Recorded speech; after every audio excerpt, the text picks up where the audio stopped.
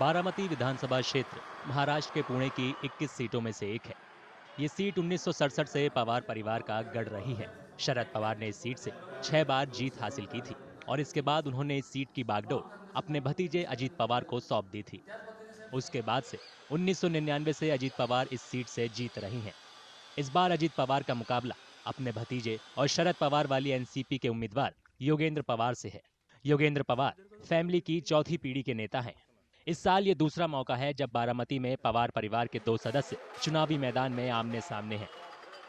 हाल ही में हुए लोकसभा चुनाव में अजीत पवार ने अपनी चचेरी बहन और शरद पवार की बेटी सुप्रिया सुले के खिलाफ अपनी पत्नी सुनेत्रा पवार को मैदान में उतारा था। सुप्रिया सुले ने आसानी से सुनेत्रा को हरा दिया था। लोकसभा चुनाव में मिली हार का बदला लेने के लिए अजीत पवार अपने निर्वाचन क्षेत्र में चुनाव प्रचार में जुटे हैं। उनका दावा है कि इस बार उनकी ही जीत होगी। बारामती करों ने हमेशा मुझे सपोर्ट दिया है। मेरे इलेक्शन में मुझे पूरा भरोसा है, विश्वास है बारामती करों के ऊपर कि इस दफा भी मुझे वो सपोर्ट देंगे। उनको वोट देने की मैं रिक्वेस्ट करता हूँ, वो मुझे जरूर वोट देंगे, ये मेरा भरोसा है। योगेंद्र पवार को दादा शरद पवार का समर्थन है। उन्हें भरोसा है कि वो अपने चाचा को चुनाव हरा देंगे। नहीं, अभी लाइफ में चैलेंजेस ये आते रहते हैं, पर सामने चैलेंज बड़ा है। उससे ज़्यादा मेरे पीछे कौन है, ये मेरे लिए ज़्यादा मायने रखता है। और हमारे पीछे पवार साहब जैसे नेता खड़े हैं। और सबसे ज़्यादा अनुभव अगर ये देश में किसी के पास होगा राजनीति का, वो आदरणीय पवार साहब है और वो हमारे साथ खड़े हैं। अजीत पवार की पत्नी सुनेत्रा भी लगातार प्रचार में जुटी हैं। पुराने रिश्तों का हवाला देते हुए वो लगातार वोटरों से मिल रही हैं। बारामती की चीज अलग है। बारामती में 35 इयर्स दादा ने बारामती का नेतृत्व किया है, बारामती के लोगों के लिए काम किया है, योगदान दिया है। और हर कोई बच्चा जानता है कि दादा ने क्या किया है, बारामती का रूप पलटा है। तो हर एक को पता है कि दादा क्या कर सकते हैं, इसलिए अभी सबको दादा ही चाहिए। महाविकास अघाड़ी गठबंधन में शामिल शरद पवार की बेटी सुप्रिया सुले का कहना है कि बारामती में परिवार के लोगों की नहीं बल्कि विचारधारा की लड़ाई है।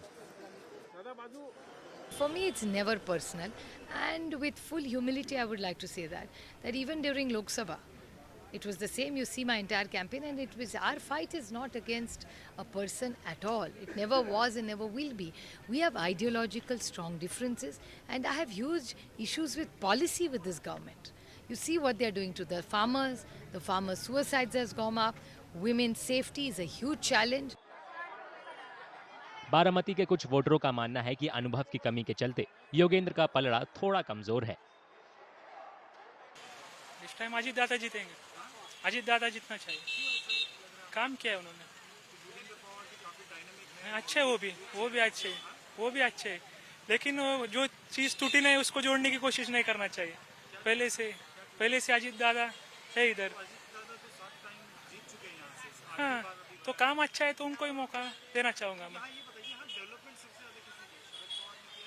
दोनों ने मिलके किया, मतलब तीनों ने मिलके किया है। पवार कुटुंब ने किया है, पूरे मतलब फैमिली ने किया। अजीत दादा का काम इतना अच्छा है ना, ये महाराष्ट्र में देखने को नहीं मिलेगा। बढ़िया काम है उसका और वैसा आएगा। दूसरा लंगो पुंगो का काम नहीं है इधर। जो स्प्लिट हुआ है पार्टी में, हाँ, तो कहीं ना कहीं घर में भी जो स्प्लिट हुआ है उससे बारामती का विकास रुका है? नहीं, कुछ नहीं, जोर से बढ़ गया है। अजीत दादा है तो विकास है। नहीं, योगेंद्र पवार नया आदमी है और उसका ये काम नहीं है। अजीत दादा जैसा बनने के लिए बहुत टाइम लगेगा। उसका काम नहीं, उसने खड़ा ही रहना नहीं चाहिए। इसके बारे में इतना अच्छा काम चल रहा है बारामती में, तो काय को योगेंद्र पवार का नाम कोई ले गए। कुछ वोटरों का ये भी कहना है कि चूंकि शरद पवार का हाथ अब अजीत पवार के साथ नहीं है, इसलिए उनकी राह आसान नहीं है। अभी लोकसभा में भी ऐसा हुआ है कि सुप्रिया सुले ने शहर में 48,000 का लीड लिया है, तो अजीत पवार को भी थोड़ा सा कम लीड मिलेगा या बारामती शहर में। मतलब जीतेंगे अजीत पवार पर लीड कम हो जाएगा। लीड कम ही हो जाएगा। जीतेंगे अजित पवार, लेकिन लीड कमी हो जाएगा। बारामती को हम तकरीबन 35 साल से देखते आ रहे हैं कि बारामती को डेवलप होते भी हमने देखा है। बारामती के अंदर पवार साहब का बहुत बड़ा काम है इसके अंदर, और अजित पवार साहब को भी पवार साहब ने ही इसके अंदर बहुत सारा सपोर्ट किया है कि आज असेंबली के अंदर अगर देखा जाए तो बारामती की तरफ से 2 खासदार, 1 आमदार है, और बारामती में काम करने के लिए जो है इन्होंने बहुत मेहनत की है और बहुत मेहनत से काम किया है। आज बारामती का नाम पूरे इंडिया में जो हुआ है तो ये पवार की वजह से हुआ है। महाराष्ट्र में 20 नवंबर को एक ही चरण में वोटिंग होनी है। 288 सीटों वाली महाराष्ट्र विधानसभा के चुनावी नतीजे 23 नवंबर को आएंगे।